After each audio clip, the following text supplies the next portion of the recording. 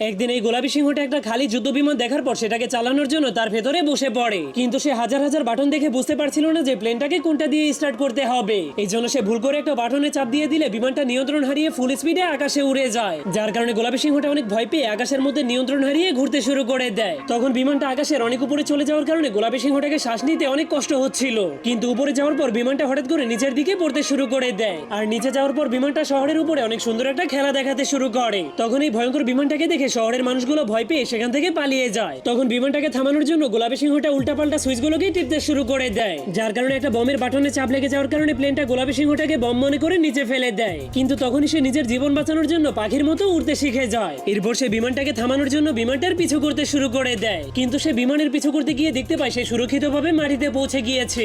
এই জন্য সে নিজের পায়ের নিচে মাটি পেয়ে সেই বিমানটাকে সেভাবে ফেলেই চলে যেতে শুরু করে। কিন্তু তখনই হঠাৎ করে সেই বিমানটা পিছন থেকে এসে তাকে আবারও বিমানের মধ্যে ঢুকিয়ে দেয়। এই